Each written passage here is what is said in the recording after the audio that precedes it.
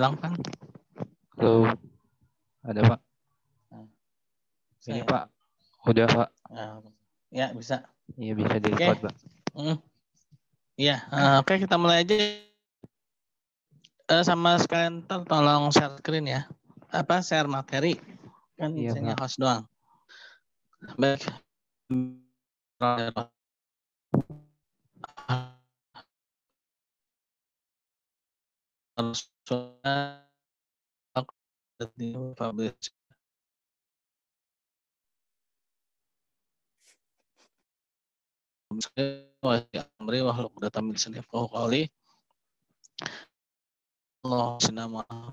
Muhammad kama sholata ala Ibrahim wa Ibrahim wa barik ala sayyidina Muhammad kama barak.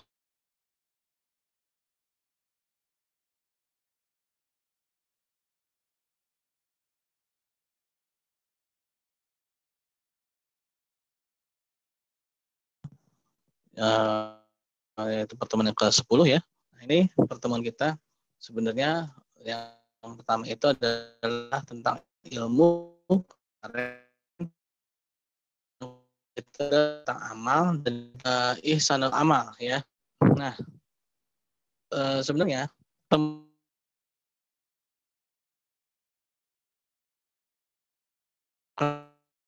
akan bahas nanti setelah ini.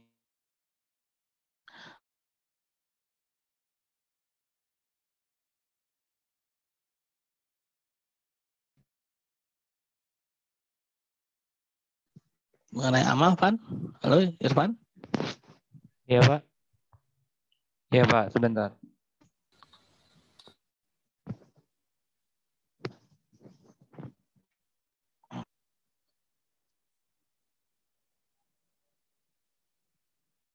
Ya, mungkin sembari menunggu Irfan, kita sedikit ini udah.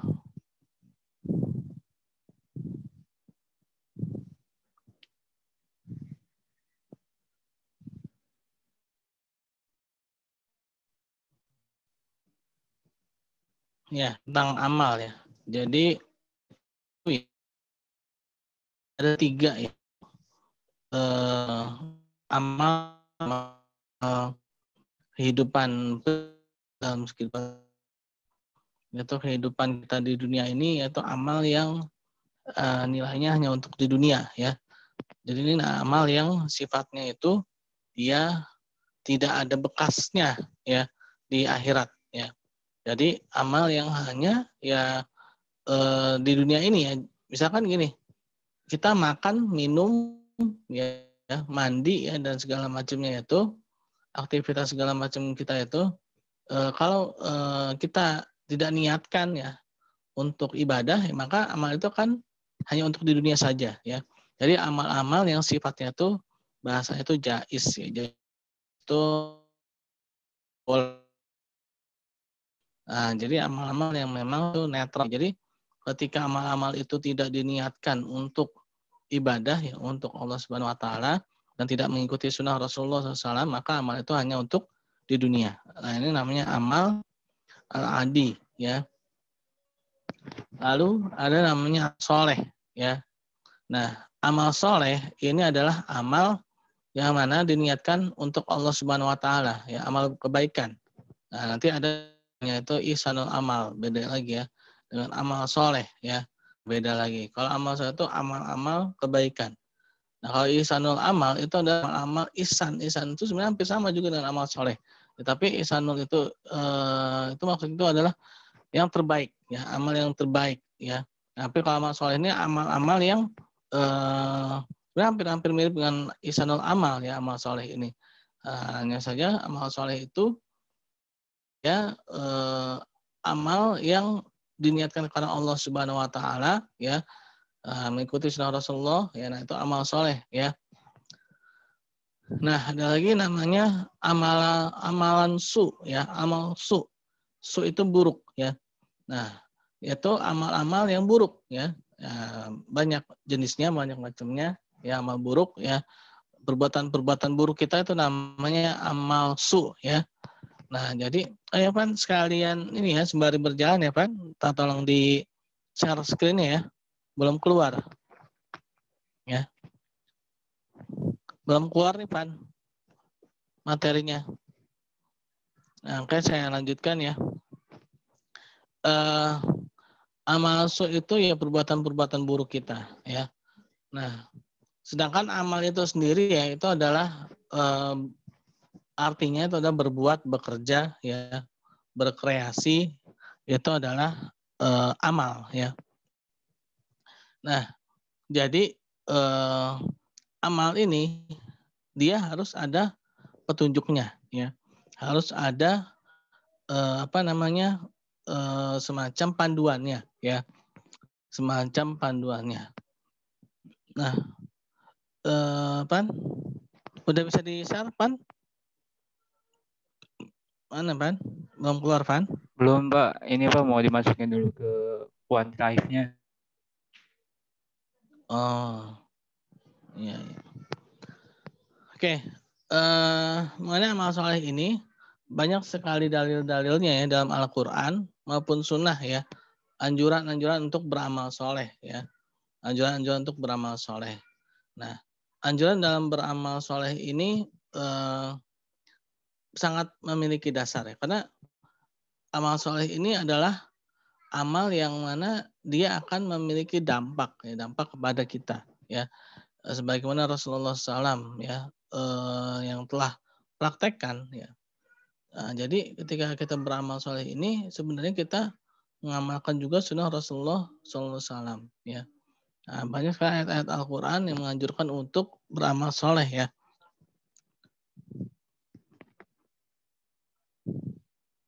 Udah Pan? Belum Pak, ini nggak bisa. Nah, Pak. Nggak bisa ya? Pak, mohon maaf itu ada yang belum di ACC Pak. Irfan yang bisa saya kan bukan host lagi. Iya. Yang bisa mengapprove sekarang Irfan.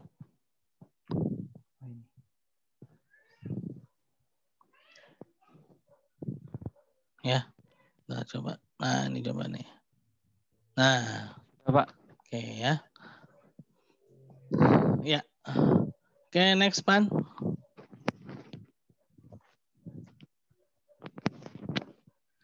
Ini tadi udah, next. Nah, next ya.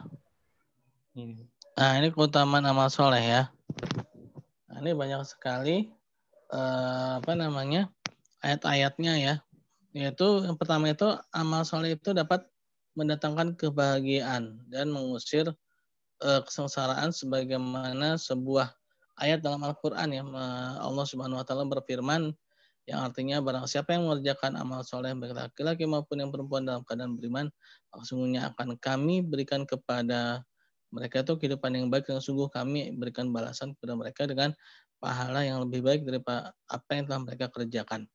Nah, di sini dikatakan dalam Quran surat An-Nahl ayat 97 yang dikatakan bahwa balasan amal soleh itu adalah di dunia dan di akhirat ya. Nah, di sini dikatakan ini kan sesungguhnya akan kami berikan kepadanya kehidupan yang baik ya. Kehidupan yang baik itu di dunia ya. Jadi orang yang suka beramal soleh, insya Allah kehidupannya akan menjadi baik. Baik itu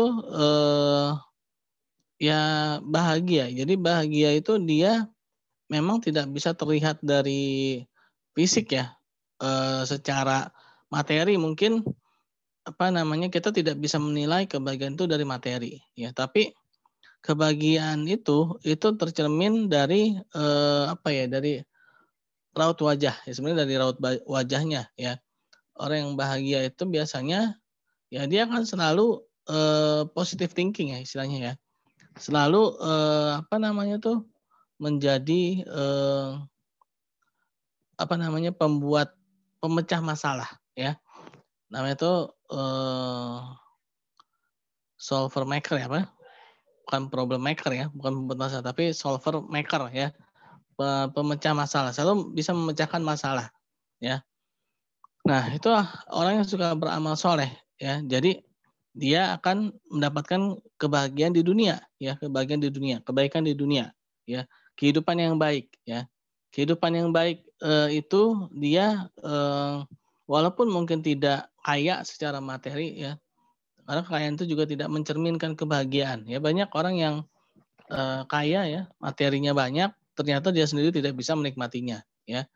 Kalau nggak salah tuh beberapa bulan yang lalu kali ya, siapa tuh yang artis apa namanya itu dari luar negeri sih, bukan di sini. Dia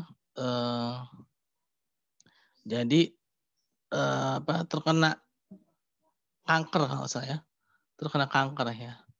Nah, dia terkena kanker, padahal dia kaya raya ya. Tapi akhirnya dia tidak bisa menikmati itu semua kecuali hanya di rumah sakit saja ya. Nah, inilah bukan hakikat kebahagiaan. Jadi materi itu bukan tolak ukur kebahagiaan seseorang ya. Walaupun memang ya ada orang yang menilai materi itu sebagai tolak ukur kebahagiaan, tapi sebenarnya itu tidak benar ya. Tidak benar. Dan juga dikatakan sini ada balasan ya di akhirat ya berlipat ya dengan pahala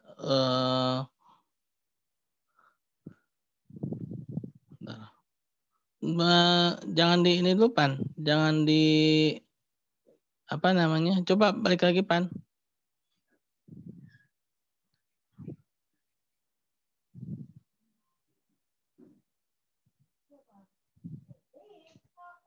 Nah, iya tuh lompatin coba. Nah ya, ya ini ya. Nah, kami beri balasan pada mereka dengan pahala yang lebih dari apa yang mereka kerjakan ya. Nah, merupakan sebaik dan juga di sini dikatakan bahwa amal soleh adalah sebaik-baik simpanan untuk akhirat ya. Barang siapa yang kafir maka dia sendirilah yang menanggung akibat kafirannya itu, dan barang siapa yang beramal soleh maka untuk diri mereka sendirilah yang mereka menyiapkan tempat yang menyenangkan ya. Jadi amal soleh itu adalah amal yang akan kita simpan ya. Amal yang akan kita simpan, amal yang akan kita pegang ya untuk bekalan nanti di akhirat. Karena dunia ini hanya tempat untuk beramal ya. Nah, di sini dikatakan bahwa orang yang kafir, orang yang menolak ya, menolak kebaikan ya. Nah, itu dia hanya akan mendapatkan balasan apa yang dia perbuat saja ya. Oke, di next Pak. Ini soalnya agak-agak apa namanya nih singkat. Nah, amal soleh juga merupakan jaminan perolehan kemenangan ya. Sesungguhnya orang-orang yang beriman dan mengerjakan amal soleh, mereka itu adalah sebaik-baik makhluk ya. Nah, balasan di mereka di sisi Tuhan mereka ialah adanya surga ya. Surga dan yang mengalir di bawahnya sungai-sungai yang mereka kekal di dalamnya selama-lamanya. Allah ridho terhadap mereka dan mereka pun ridho kepada mereka ya. Ya demikian itu adalah balasan bagi orang yang takut kepada Tuhannya. Nah, jadi orang yang beramal soleh, pertama di sini dikatakan bahwa akan mendapatkan surga, ya, akan masuk surga, ya. Nah, tapi masalahnya seperti apa? Yang ikhlas karena Allah Subhanahu Wa Taala, ya. Yang ikhlas karena Allah Subhanahu Wa Taala. Jadi bukan hanya sekedar amal soleh, ya. Sebagaimana dalam sebuah hadis dikatakan innama amalu binniat, ya, sungguhnya amal itu tergantung pada niatnya ya. Amalu biniat itu amalunya itu adalah amal-amal soleh ya. Amal-amal tertentu bukan sembarangan amal ya. Kalau sembarangan amal nanti disalahartikan kan. Misalkan gini, nama amal biniat. Oh ya udah berarti saya mohon maaf misalkan saya main judi deh, niat saya buat naik haji gitu kan. Nah, ini nggak bisa ya. Kenapa? Karena amal biniat di situ adalah amal soleh ya, bukan amalan bukan amalan buruk ya, tapi amal baik ya, amal baik. Nah, jadi pertama amalnya itu harus amal baik dulu, amal-amal yang memberikan kemanfaatan pada orang banyak ya, amal-amal yang memberikan kebaikan kepada orang banyak ya. Nah, lalu yang kedua itu adalah ikhlas karena Allah Subhanahu Wa Taala ya. Harus ikhlas karena Allah Subhanahu Wa Taala, tidak boleh untuk ini pujian manusia, ya, untuk penilaian manusia. Ya, manusia menilai terserah manusia. Yang penting, nah ini Allah ridho terhadap mereka dan mereka pun ridho terhadap Allah Subhanahu Wa Taala. Ya, nah, jadi ikhlas. Ya, jadi satu radhiyallahu anhu wa radu'an. Ya, Allah ridho kepada mereka dan mereka pun ridho kepada Allah. Ya, nah, sebagaimana para sahabat Rasulullah SAW, ya, mereka beramal, ya, dan mereka pun mendapatkan gelar yaitu radhiyallahu anhu, ya. Allah ridho terhadap mereka dan mereka pun ridho kepada Allah Subhanahu Wa Taala. Jadi saling meridhoi. Ya. Jadi tidak sedikit zaman sekarang itu, ya. Mungkin Allah ridho nih terhadap dia, tapi dia sendiri tidak ridho terhadap Allah Subhanahu Wa Taala. Dia sendiri menggerutu, yang menolak, terus apalagi mencaci, ya, tidak bisa menerima takdir, ya. Nah, itu berarti dia belum ridho terhadap Allah Subhanahu Wa Taala, ya. Nah, yang demikian itu adalah balasan bagi orang-orang yang takut kepada Tuhan, yaitu Allah Subhanahu Wa Taala, ya. Quran surat Al-Baqarah ayat 7 sampai dengan ayat 8. Nah, amalan baik soleh ini juga merupakan penilaian Allah Subhanahu Wa Taala di akhirat, ya. Penilaian Allah Subhanahu Wa Taala di akhirat. Nah, sesungguhnya Allah tidak melihat kepada rupa dan harta kalian, akan tetapi Allah melihat kepada hati dan amal soleh kalian, ya. Nah, amal soleh ini, ya, ini jadi harus benar-benar kalau dibilang tuh sesuai dengan Allah dan Rasulnya, ya, yang tadi saya katakan. Ya, dalam segala kehidupan dan segala aktivitas, ya. Misalkan nih yang yang di Fakultas Ekonomi, mungkin ya sedapat mungkin pelajarilah yaitu ekonomi Islam dan praktekkanlah ekonomi Islam, ya. Yang di Fakultas Teknik, ya harus benar-benar bisa memberikan kemanfaatan banyak buat umat ini. Sekarang teknik mesin, cobalah pikirkan bagaimana bisa membuat sebuah mesin, ya, yang mana tidak menimbulkan polusi, ya. Mesin yang memberikan kemanfaatan sebagaimana dulu para ulama salafus saleh kita, ya, para cendekiawan muslim kita di abad-abad awal kejayaan Islam itu sudah bisa membuat mesin dengan bertenaga air, ya, sehingga tidak ada polusi dari hasil pembakarannya, ya. Polusinya sedikit lah, ya, dibandingkan dengan tenaga bensin atau minyak, ya. Nah, itulah, ya, jadi amal soleh itu jadi tidak sembarangan. Itu jadi dia melihat bagaimana dampak akibat dari perbuatannya, ya. Bukan hanya menciptakan, kalau hanya sekedar menciptakan itu mudah, ya. Tapi bagaimana dampak akibat dari perbuatan tersebut juga harus dipikirkan, ya. Nah, jadi itulah amal soleh, ya. Nah, yang fakultas teknik seperti itu sebagai fakultas psikologi, ya. Nah, yang psikologi juga harus memikirkan bagaimana psikologi dalam Islam itu, ya.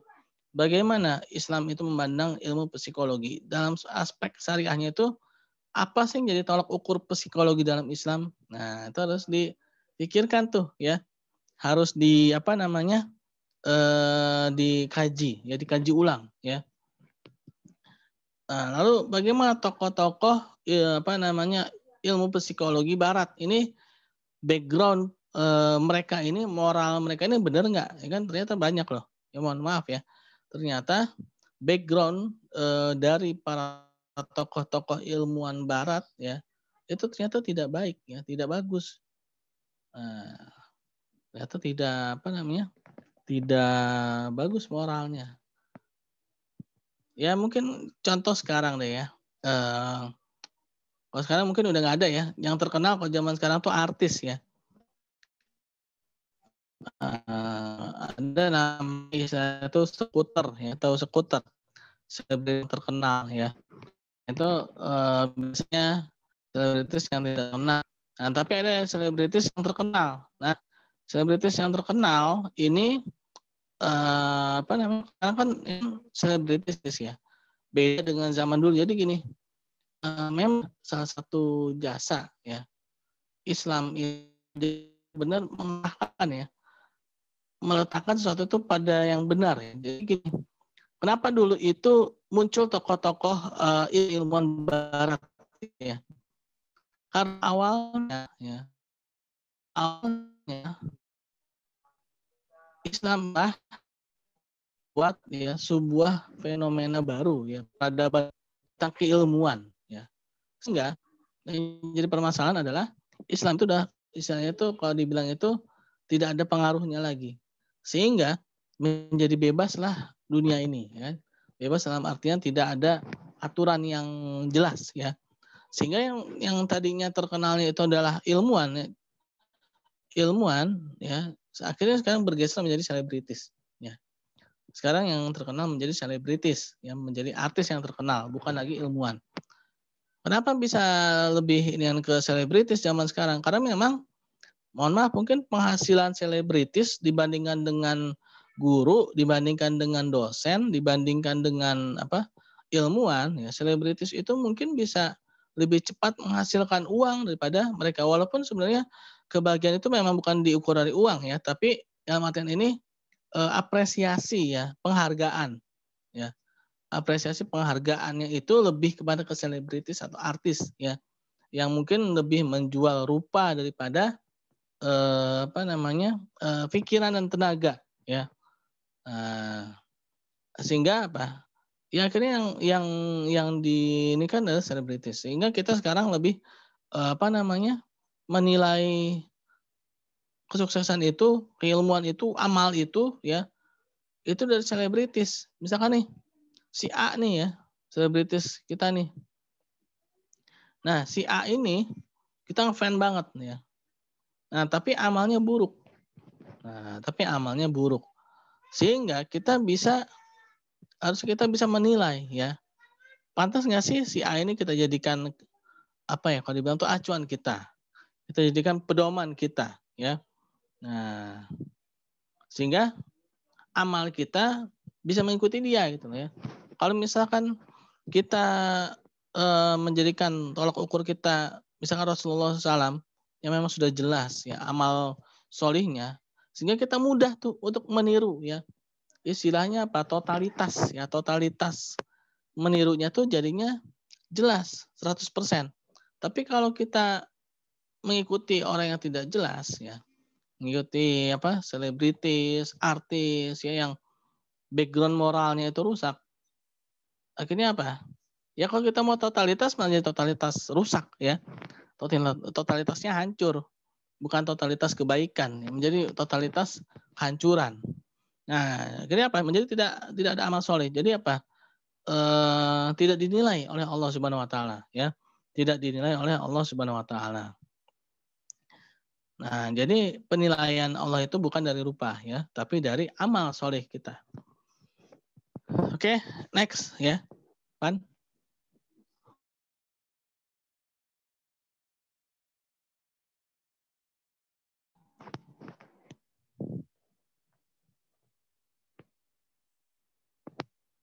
Udah ya? Oke. Amal soleh adalah teman di alam kubur ya. Nah, ini ada 3 perkara ya.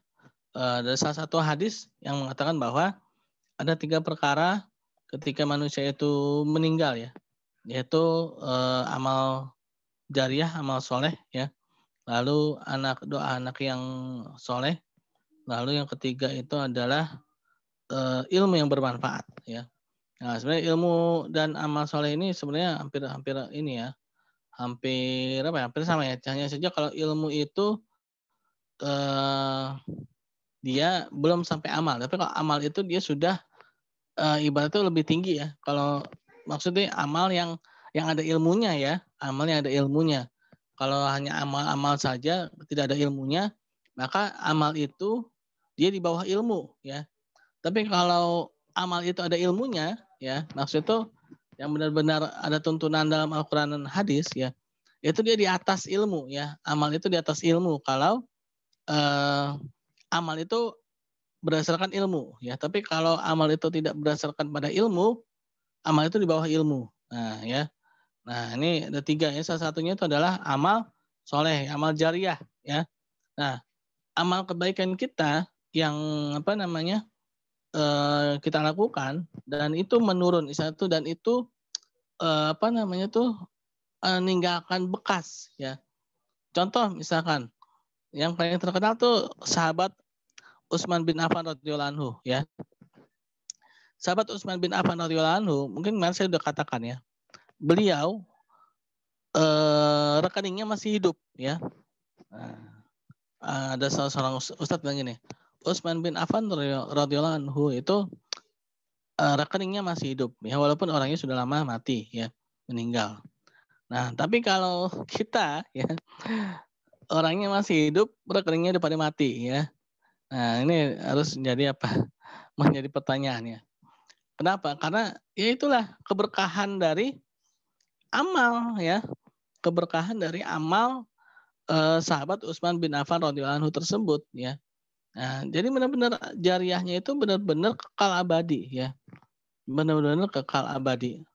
Nah, itulah ya pentingnya amal dan itu menjadi bekal di alam kubur di akhirat ya. Luar biasa itu. Bayangkan 1.500 tahun ya. 1000 ya kurang lebih 1.400 deh ya. 1.400 tahun. Itu benar-benar 1.400 tahun itu pahalanya mengalir. Kita tidak bisa bayangkan ya. Kita tidak bisa bayangkan pahalanya begitu besar ya. Yang diterima oleh sahabat Utsman bin Affan radhiyallahu anhu itu dari semenjak beliau hidup membeli sumur rumah ya sampai beliau wafat meninggal ya sampai sekarang. Wah, itu berapa itu amalnya ya, luar biasa itu ya. Nah, amal apa di alam kubur ya. Menjadi teman di alam kubur. Lalu dicintai Allah Subhanahu wa taala ya. Dan berbuat baiklah karena sungguhnya Allah menyukai orang-orang yang berbuat baik ya. Nah, dicintai oleh Allah Subhanahu wa taala ya. Nah, Allah Subhanahu wa taala ya akan mempermudah biasanya orang-orang yang berbuat baik ya. Ya tandanya dicintai Allah itu biasanya ya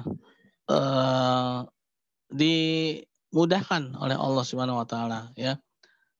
Apa namanya? Ditolong oleh Allah Subhanahu wa taala ya. Nah, next Pan. Ya, alhamdulillah ini ya ternyata Zoom-nya ini lewat dari 30 menit ya. Walaupun tadi di inian saya sebenarnya 30 menit ya. Nah, lalu amal yang baik ini adalah kebaikan yang akan dibalas dengan kebaikan ya. Nah, amal baik akan dibalas dengan amal baik ya. Nah, ini di dalam Al-Qur'an surat Al-Zalzalah ya ayat 7 sampai dengan 8 Allah Subhanahu wa taala berfirman yang artinya tidak ada balasan kebaikan kecuali kebaikan pula ya. Oh, ini yang Ar-Rahman ya dan juga Al-Zalzalah ya. Yang pertama itu Ar-Rahman ayat ke-60 ya. Tidak ada balasan kebaikan kecuali kebaikan. Lalu dalam Quran surat Al-Zalzalah ayat 7 sampai dengan 8 ya. Barang siapa yang berbuat kebaikan sebesar biji zarah sekalipun ya, misalnya dia akan melihat balasannya, dan barang siapa yang berbuat kejahatan sebesar biji zarah, misalnya dia juga akan melihat balasannya pula ya.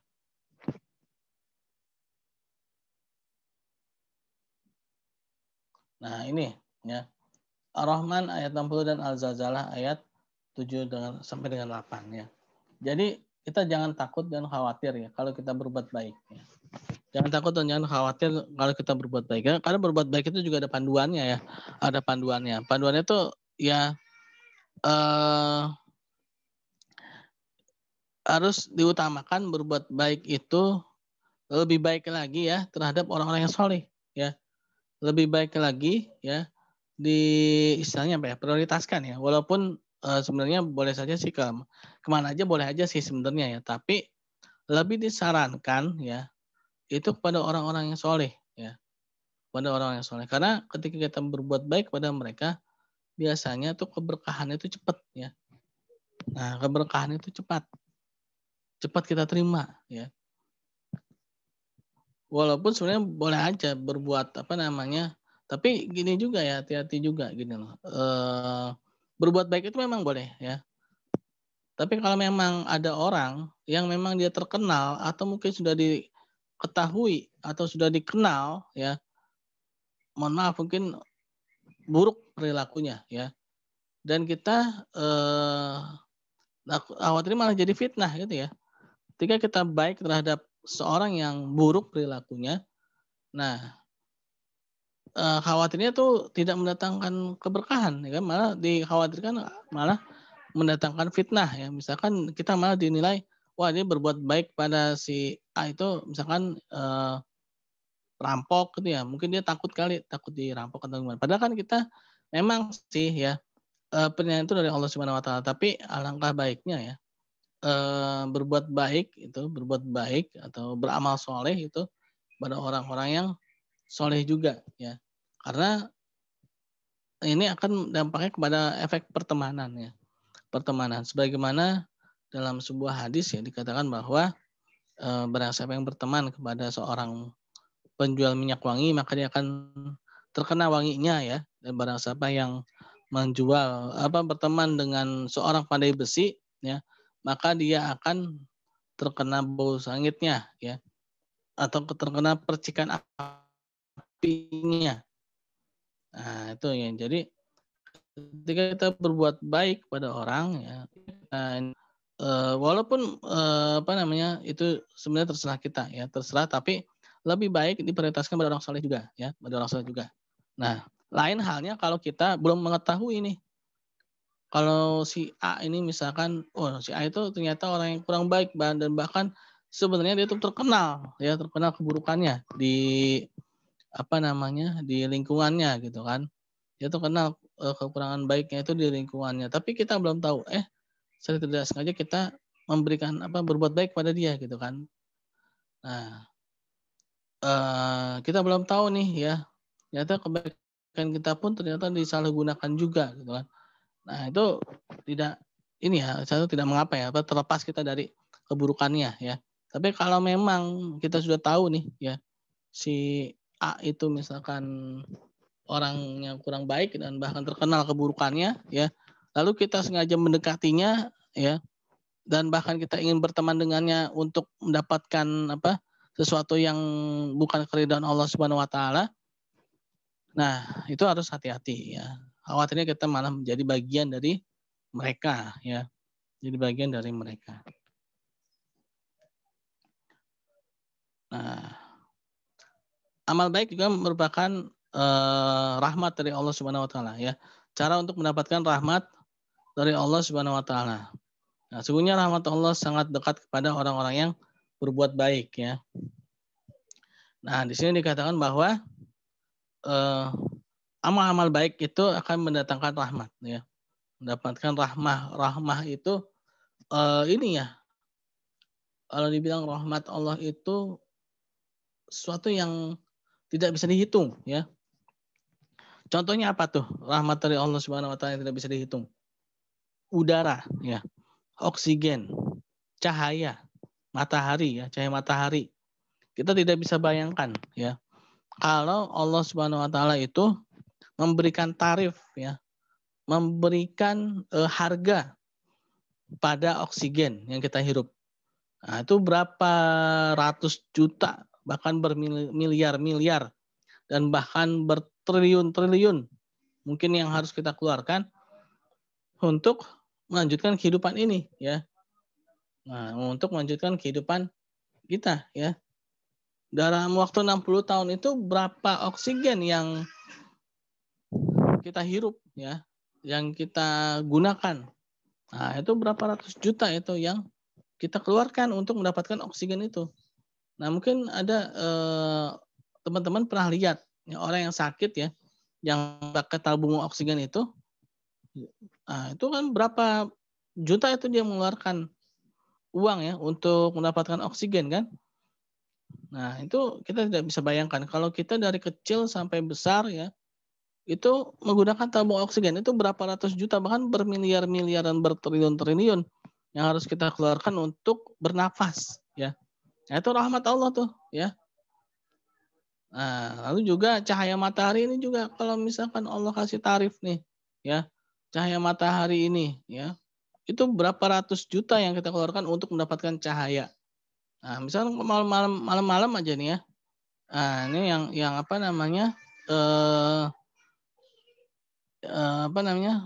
kalau kita pakai listrik kan kita bayar ya per bulan kan, atau kita bayar token, beli token ya. listrik untuk mendapatkan cahaya. Nah itu aja kita udah bayar lumayan mahal tuh ya. Kita bayar lumayan mahal. Apalagi kalau misalkan Allah Subhanahu Wa Taala tidak menciptakan matahari atau tidak mengatur matahari ini ya sedemikian cerdasnya, ya sedemikian cantiknya ini bisa menyinari bumi ya, terutama di wilayah Indonesia ini kita patut bersyukur karena kita dilalui oleh matahari ya. Banyak daerah-daerah yang tidak dilalui oleh matahari sehingga menjadi beku ya, sehingga musim panas yang begitu panjang atau musim dingin yang begitu panjang yang mengakibatkan lagi-lagi biaya yang harus dikeluarkan itu menjadi lebih tinggi ya. Nah, itu adalah rahmat-rahmat Allah tuh ya. Itu adalah rahmat Allah Subhanahu wa taala. Banyak lagi ya, apalagi itu rahmat Allah. Anggota tubuh kita ya. Anggota tubuh kita, mata, telinga, hidung, mulut, lidah ya. Apalagi? Organ dalam, jantung, ya, paru-paru, hati, limpa ya. Lalu apalagi lambung ya, usus 12 jari, usus kecil ya, usus besar. Lalu banyak lah ya, itu semuanya tuh rahmat Allah tuh ya, itu semuanya itu adalah rahmat Allah Subhanahu Wa Taala yang tidak terhingga ya. Kalau ada satu aja dicabut ya, baru kita akan merasakan ya. Nah, ini kan ada kisahnya ya. Jadi itu pernah di zaman dahulu kala itu Bani Israel ya. Bani Israel ya. Bani Israel itu kan umurnya panjang-panjang ya. Umurnya itu sampai ratusan tahun ya. Umat-umat terdahulu itu umurnya itu panjang-panjang ya umurnya ya, sampai 500 tahun ya, sampai 600 tahun ya. Nah, ini ada salah seorang Bani Israel.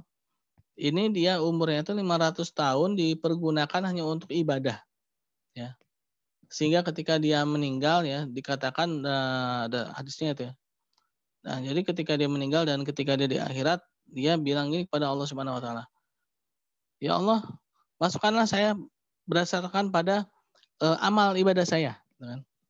Tapi Allah Subhanahu wa taala mengatakan bahwa masuklah kamu atas rahmat dariku ya. Atas rahmat dariku. Nah, Allah Subhanahu wa taala berfirman seperti itu gitu. Tapi orang ini tetap kekeh. Ya Allah, saya maunya masuk surga ini karena amal ibadah saya gitu kan selama 500 tahun. Enggak ada undang-undang loh. Ini 500 tahun dia ibadah full ya. Penuh ibadah 500 tahun, enggak ada istirahat-istirahatnya. Nah, ini kalau kita kan dari umur yang ada aja mungkin ya 65 tahun ya, 64 tahun ya. Ya dari 65 tahun itu mungkin kita buat ibadah ya hitung-hitung setengahnya lah ya, 30 tahun doang kan kalau misalkan dipadetin gitu ya.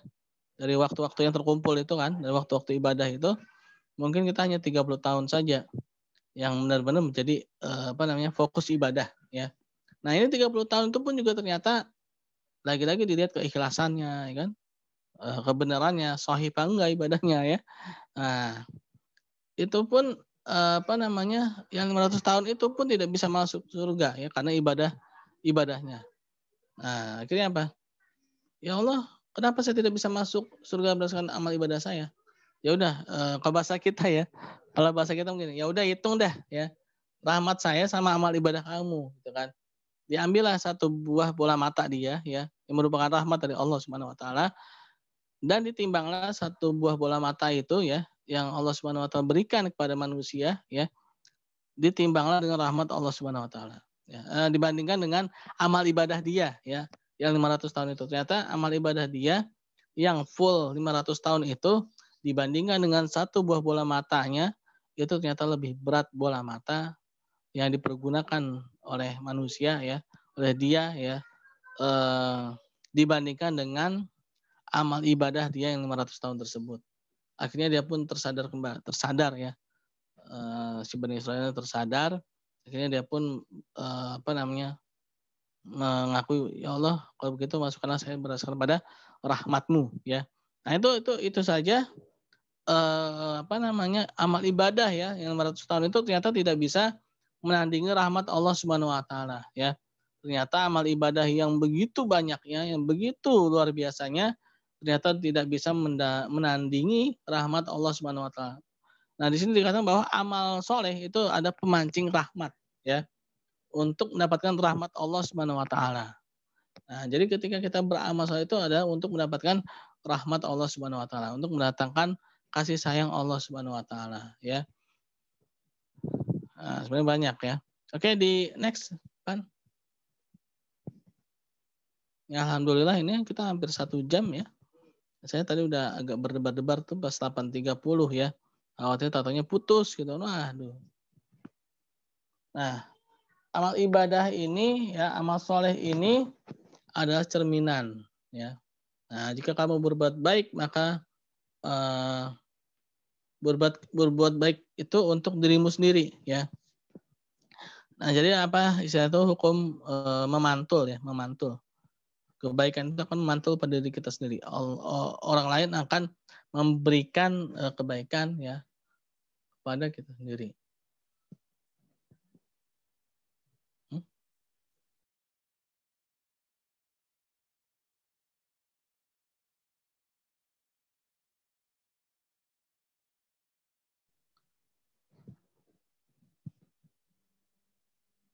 Nah, berbuat baik akan kembali pada diri kita sendiri ya, dan perbuatan buruk juga akan kembali pada diri kita sendiri ya. Nah, ini mungkin kita sudah inilah ya, apa namanya, paham lah ya. Ya ketika kita apa istilahnya itu, barang siapa yang menabur benih maka dia akan menuai hasilnya ya. Nah, di sini juga Allah akan menjamin melipat gandakan ya amal baik. Nah, ini di dunia dan di akhirat ya. Perumpamaan nafkah yang dikeluarkan oleh orang-orang yang menafkahkan hartanya di jalan Allah adalah serupa dengan sebutir benih yang menumbuhkan 7 bulir. Pada tiap-tiap bulir 100 biji, dan Allah Subhanahu wa taala melipat gandakan ganjaran bagi siapa yang Dia kehendaki. Dan Allah Maha luas karunia-Nya lagi Maha mengetahui. Nah, di sini dikatakan bahwa amal baik akan dilipat gandakan. Jadi kita jangan khawatir, jangan takut ya. Kalau berbuat baik itu pasti akan dilipat gandakan. Nah, walaupun juga sebenarnya tujuannya itu ya sebenarnya untuk ridhaan Allah Subhanahu wa taala. Ya, next, Pan. Oh, udah ya. Oke. Jadi itu ya keutamaan amal ya. Dalil-dalilnya ya. Itu sangat kuat yaitu dari Al-Qur'an ya dan hadis ya. Nah, di sini maka kita harus dituntut untuk selalu berbuat kebaikan ya, berbuat amal soleh ya, sebagaimana telah tadi kita ketahui ya, amal soleh itu adalah amal yang ada tuntunannya ya, dalam Al-Quran dan hadis ya. Dan alangkah lebih baiknya lagi ya, saya selalu menyarankan kepada teman-teman ini yang masih pada kuliah, masih pada belajar, yang masih pada menuntut ilmu, ini agar ilmu-ilmu keislamannya itu dijalankan seiringan dengan background pendidikan teman-teman ya. Nah, itu akan menjadi amal soleh ya. Yang tadi fakultas teknik saya katakan ya, belajarlah bagaimana para ulama salafus soleh dulu itu membuat mesin ya, membuat apa, mungkin yang fakultas teknik penerbangan, siapa ketahuilah orang Islam yang pertama kali belajar ilmu navigasi ya. Lalu yang psikologi ya, yang ilmu apa namanya, jiwa ya, itu banyak loh ya. Yang ilmu ekonomi ya, nah kalau ilmu ekonomi sekarang sih udah banyak ya ekonomi Islam ya. Bahkan industri-industri keuangan syariah pun juga sudah banyak menyebar ya. Nah, hanya saja mungkin yang fakultas hukum ya, bagaimana, hukum Islam ya, jadi bukan hanya sekedar ini ya, misalnya hukum Islam nih, bukan hanya sekedar apa hukumnya, tapi juga pelajarilah maknanya ya, maknanya, terus, dampaknya ya. Misalkan gini, kan banyak orang yang mohon maaf mungkin bahasa nyinyir gitu ya, nyinyir terhadap hukum potong tangan ya. Nah, dulu ya saya tuh pernah dinyinyirin waktu SMA yaitu oleh, guru ini saya, apa namanya tuh, dulu tuh namanya, tata negara ya. Iya, tata negara.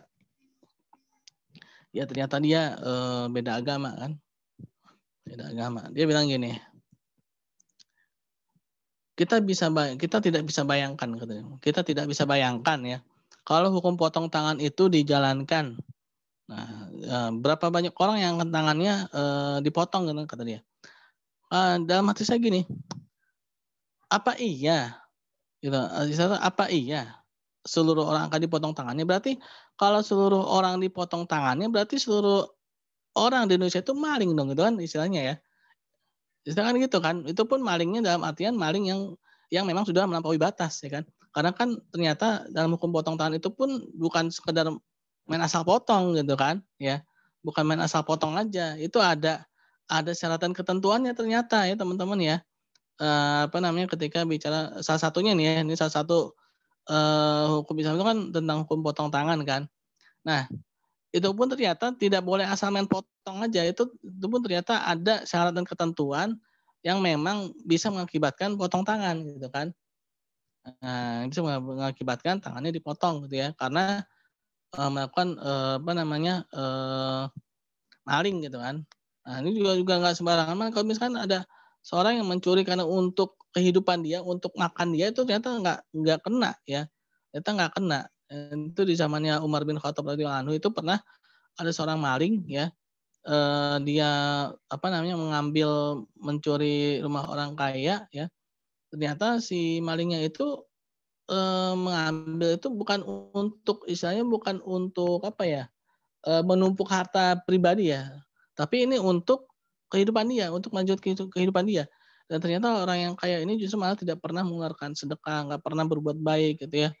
Nah, justru malah orang kaya inilah yang terkena hukum, ya terkena hukum potong tangan. Nah, jadi sebaliknya. Jadi istilahnya pelajari seperti itu gitu. Jadi jangan hanya pelajari kulitnya aja. Misalkan tadi tuh salah satu produk hukum Islam itu adalah hukum potong tangan. Udah tuh akhirnya ada maling potong tangan salah ya, itu salah. Kita harus dalami itu ya. Kita harus mendalami apa sih satu seperti filsafatnya gitu ya. Yang menjadi falsafahnya itu apa sih gitu loh ya. Yang menjadi alasannya, terus juga hikmahnya ya. Hikmahnya ya. Ketika ada orang yang benar-benar melampaui batas, yang mencuri, mungkin korupsi ya. Korupsi lalu dia dijatuhi hukum potong tangan, itu kan menimbulkan efek jera ya. Efek jera, kapok ya. Orang lain kalau mau melakukan hal yang sama akan mikir, waduh kalau saya makan juga berarti apa? Akan kena juga gitu kan ya. Akan kena potong tangan juga gitu. Nah, itu ya. Jadi efek jerahnya tuh ada ya. Terus juga jangan berpikiran kayak guru saya dulu itu ya. Seluruh orang dipotong dong tangannya. Lah, emang seluruh orang maling semua gitu kan. Justru jadi pertanyaan balik kan. Emangnya seluruh orang Indonesia ini maling gitu kan. Kenapa jadi kesimpulannya seluruh orang dipotong tangannya ya kan? Nah, itu jadi harus dalam teman-teman ya. Pikiran itu harus dalam ya. Jangan jangan cetek lah itu. Pikiran itu jangan cetek, harus tanya balik, harus dalami itu ya. Harus didalami, jangan hanya melihat kulit-kulitnya saja ya. Nah, jadi seperti itu ya, yang fakultas hukum ya, lalu yang fakultas apa lagi nih ya? Kedokteran ada nggak? Belum ada ya kedokteran ya. Mungkin farmasi ya. Nah, yang farmasi juga nih ya. Nah, ada farmasi sini. Yang farmasi mungkin juga harus dalami juga tuh ya, bagaimana pengobatan dalam Islam tuh ya. Obat-obatan herbal ya dalam Islam ya. Nah, itu bagaimana tuh Islam itu dulu, Rasulullah itu dulu ketika mengobati orang dengan herbal ya. Herbalnya apa saja yang disunahkan ya. Nah ini ya rantai-rantai kimia ya, rantai-rantai kimia dalam obat-obatan ya. Nah ini kan industri obat-obatan itu industri yang hit and run ya. Begitu muncul nih, dulu tuh ada obat yang terkenal itu tapi sudah hilang ya kan. Nah itu harus kita nih sebagai umat Islam ini ya harus bisa memberikan solusi ya ketika apalagi sekarang nih kan ada virus corona ya kan. Nah ini farmasi nih ya, bagaimana dalam Islam ini bisa memberikan obat yang bisa menyembuhkan ya, bukan hanya sekedar menghilangkan rasa sakit ya. Karena obat-obatan kimia itu ternyata hanya bisa menghilangkan rasa sakit ya. Tapi sel yang rusaknya tidak bisa diperbaiki ya. Nah, justru malah sebaliknya. Terkadang obat-obatan kimia itu malah menyerang tubuh kita yang lemah, ya organ tubuh kita yang lemah. Karena organ tubuh kita ini masing-masing kekuatannya beda-beda nih. Jantung kita, paru-paru kita, lambung, ya, usus kecil kita, usus besar kita, ini kekuatannya beda-beda, ya. Nah, ketika kita terlalu sering mengkonsumsi obat-obatan kimiawi, ya, nah, itu ternyata akan berdampak buruk pada organ tubuh kita yang lemah. Misalkan organ tubuh kita yang lemahnya itu misalkan di jantung, ya nanti jantungnya cepat kena, ya kan, kena penyakit jantung. Kalau paru-parunya yang lemah, ya paru-parunya yang kena duluan ya. Kalau lambung lemah, ya lambung kena. Nah, itu bagaimana nih kita sebagai umat Islam sekarang ini ya jangan hanya menjadi umat yang konsumtif ya. Bagaimana kita menjadi umat yang produktif, kita bisa memberikan solusi ya. Kita bisa memberikan apa namanya? Pemecahan masalah yang ada ya. Yang pastinya halal haramnya juga akan terjaga ya. Halal haramnya juga akan terlihat nih. Oh, ini nggak boleh nih, haram nih, ya kan? Karena yang haram itu nggak akan bisa menjadi obat ya, haram itu nggak akan bisa menjadi obat. Jadi obat itu yang halal. Ya, jadi gitu teman-teman ya. Gimana? Ada lagi fakultas lain, apa fakultas lain apa aja nih apa nih?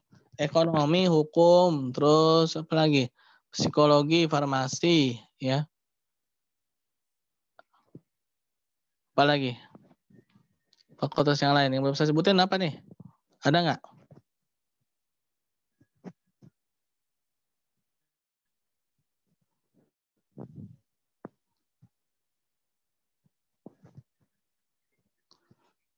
Oke, ada yang mau ditanyakan nggak? Ada yang mau ditanyakan?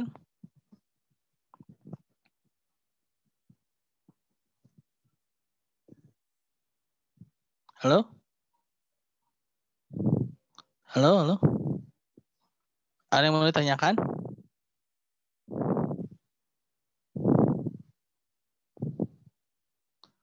Oh iya, tuh mungkin lebih menariknya gini ya.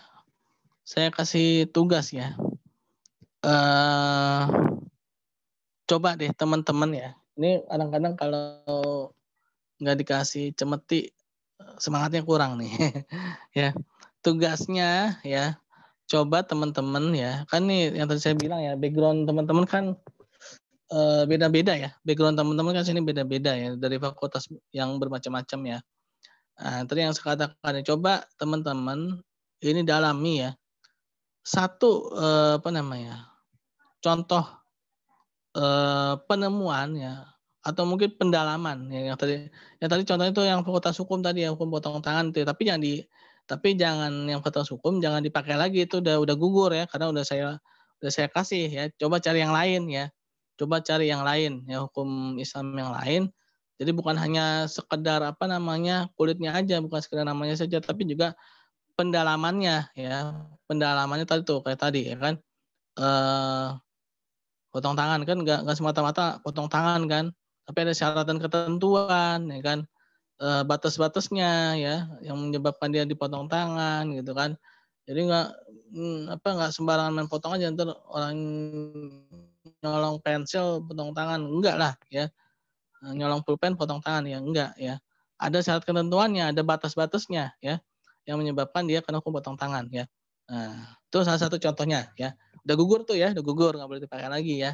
Coba yang lain nih ya, apa namanya, contoh yang lain yang fakultas hukum ya. Nah, kalau fakultas farmasi ya, coba apa nih ya, pengobatan apa namanya, cara Nabi nih ya, pengobatan cara Nabi. Nah, coba cari ya, misalkan madu ya, madu tuh apa ininya ya, efeknya ya, atau mungkin apa gitu kan ya. Nah, itu yang fakultas farmasi. Yang ekonomi ya, ekonomi gampang, ekonomi syariah banyak ya. Ekonomi syariah udah banyak ya. Nah, jadi gampang. Nah, mungkin masing-masing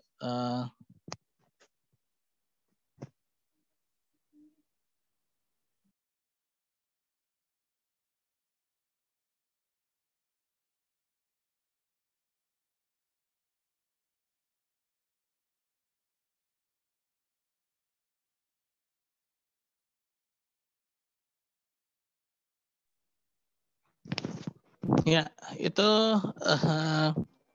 contohnya.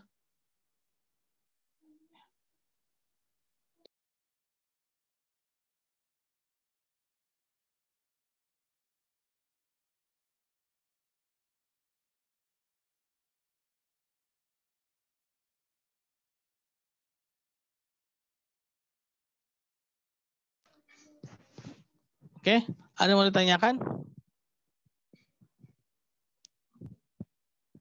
Oke, mungkin Irfan recordnya di save dulu ya, di stop dulu karena mungkin kalau ada pertanyaan ya kita